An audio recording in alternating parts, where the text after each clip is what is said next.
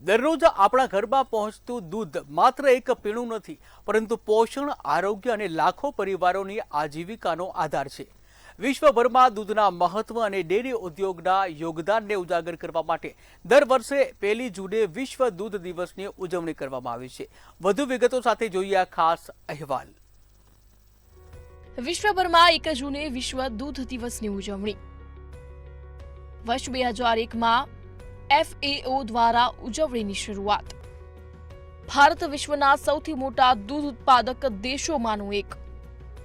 વિશ્વ દૂધ દિવસની શરૂઆત વર્ષ 2001માં સંયુક્ત રાષ્ટ્રની પ્રોત્સાહન આપવાનું અને ડેરી ઉદ્યોગના મહત્વ વિશે જાગૃતિ ફેલાવવાનો હતો.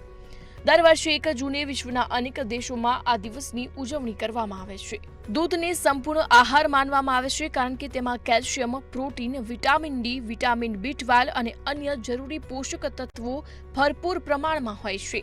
બાળકોના શારીરિક વિકાસથી લઈ વડીલોના હાડકાં મજબૂત રાખવામાં દૂધ મહત્વની ભૂમિકા ભજવે છે. આ વર્ષે વિશ્વ દૂધ દિવસની થીમ સેલિબ્રેટિંગ વુમન ફાર્મર્સ રાખવામાં આવી છે. ડેરી ક્ષેત્રમાં મહિલાઓ પશુપાલન, દૂધ ઉત્પાદન, પશુઓની સંભાળ અને પરિવારની આર્થિક સ્થિતિ મજબૂત બનાવવામાં મહત્વનું યોગદાન આપે છે. આ થીમ દ્વારા તેમના પરિશ્રમ અને સમર્પણને વૈશ્વિક સ્તરે માન્યતા આપવામાં આવી રહી છે. ભારત વિશ્વના સૌથી મોટા દૂધ ઉત્પાદક દેશોમાંનું એક છે. ડેરી ઉદ્યોગ લાખો ખેડૂતો અને પશુપાલકોને રોજગાર પૂરો પાડે છે. દૂધ અને તેમાંથી બનતી વિવિધ વસ્તુઓ માત્ર પોષણ જ નહીં, પરંતુ દેશની અર્થવ્યવસ્થાને પણ મજબૂતી આપે છે. ક્રીના પટેલ, મંતવ્ય ન્યૂઝ.